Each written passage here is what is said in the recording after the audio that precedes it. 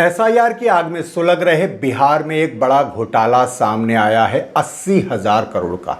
जी हां, आपने सही सुना, 80,000 करोड़। ये 80,000 करोड़ का हिसाब बिहार में गायब है। ये पैसा कहां खर्च हुआ, कैसे खर्च हुआ, बिहार सरकार को नहीं पता। और ये कोई विपक्ष का आरोप नहीं है, बल्कि कैग की रिपोर्ट है। ये वही कैग है जो मोदी सरकार से पहले मनमोहन सरकार के ज़माने पर जिसकी रिपोर्ट्स पर तहलका मचता था।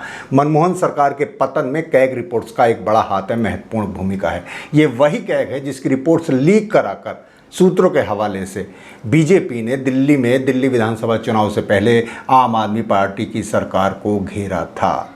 लेकिन ये लीक रिपोर्ट नहीं है, इसे बाकायदा बिहार विधानसभा के पटल पर रखा गया है। नमस्कार, सलाम, बेबाक भाषा में आपका स्वागत है। मैं हूं मुकुल सरल। आज पॉइंट टू पॉइंट कार्यक्रम में मैं आपको बताऊंगा कि बिहार का ये आर्थिक घोटाला क्या है। रिपोर्ट तकनीकी है, बहुत शब्दावली तकनीकी है, लेकिन मैं कोशिश करूंगा इसे आपको आसान भाषा में समझाने की। तो इस वीडियो को अंत तक देखिए, ध्यान से देखिए, नोट करते रहिए कि क्या घोटाला है। हुआ क्या है ये मैं आपको सिलसिलेवार बताता हूं। भारत के नियंत्रक और महालेखा परीक्षक यानी सीएजी, यानी जिसे हम कैग कहते हैं, उसने 25 जुलाई 2025 को बिहार विधानसभा में वित्तीय वर्ष 2023 और 2024 की अपनी ऑडिट रिपोर्ट पेश की। यह रिपोर्ट कहती है कि बिहार में 70,877 करोड़ रुपए ऐसी योजनाओं पर खर्च हुए जिनका कोई यूसी यानी यूटिलाइजेशन सर्टिफिकेट जमा नहीं किया गया। ऐसी करीब 46,000 से ज़्यादा परियोजनाएं हैं।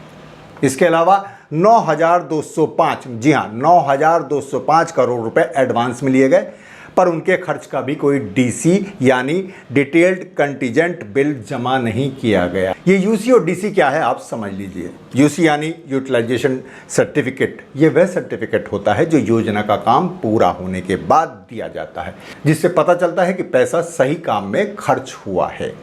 और डीसी यानी डिटेल्ड कंटीजेंट बिल, एडवांस में लिए गए पैसे का बाद में दिया गया हिसाब होता है, यानी इसका हिसाब कि हमने जो एडवांस लिया था उसे कहां खर्च किया है। इस तरह यूसी और डीसी को मिला लिया जाए तो कुल मिलाकर 80,000 करोड़ रुपए का सरकारी खर्च ऐसा है जिसका कोई हिसाब, कोई पुख्ता सबूत नहीं दिया गया। ये पैसा गया कहां?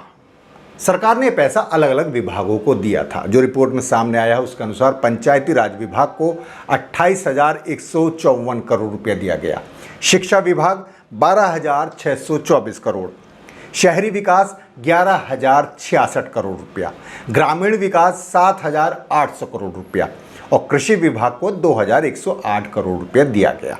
ये पैसे खर्च हो गए, लेकिन कहां और कैसे ये किसी को नहीं पता।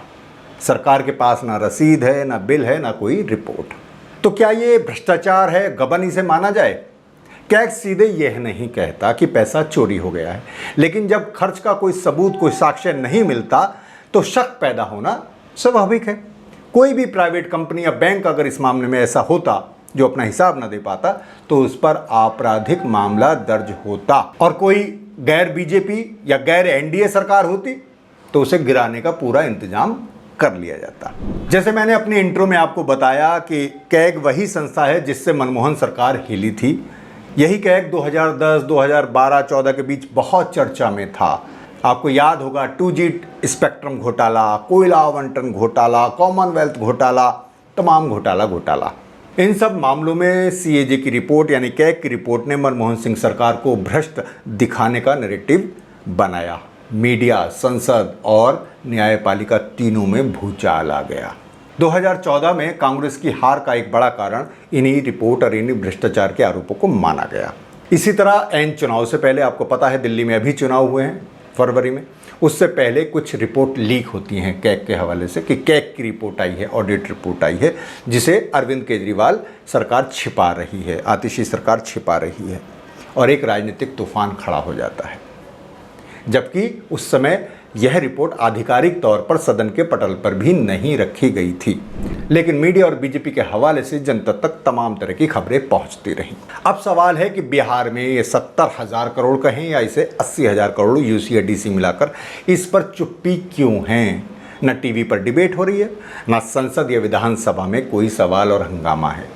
ना प्रधानमंत्री मोदी जी जो कहते थे खुद कि ना खाऊंगा ना खाने दूंगा और बिहार में लगातार रैलियां करते रहते हैं, इस पर कुछ नहीं बोल रहे, और ना मुख्यमंत्री नीतीश कुमार जी से कोई जवाब बन पा रहा है, और मीडिया भी कोई सवाल नहीं उठा रहा। वजह वही है कि बिहार में बीजेपी और जेडीयू की साझा सरकार है।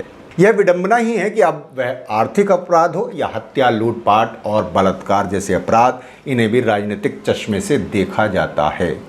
वरना जैसे इस समय बिहार का हाल है, लगातार हत्याएं हो रही हैं, अब तक मीडिया बिहार में जंगल राज का शोर मचा रहा होता, चीख रहा होता।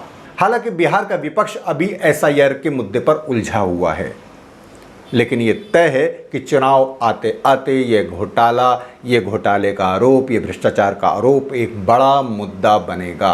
आपकी क्या राय है, हमें कमेंट बॉक्स में ज़रूर बताइएगा, और लाइक, शेयर, सब्सक्राइब करना ना भूलिएगा। आपकी मदद हमारा हौसला बढ़ाती है। शुक्रिया।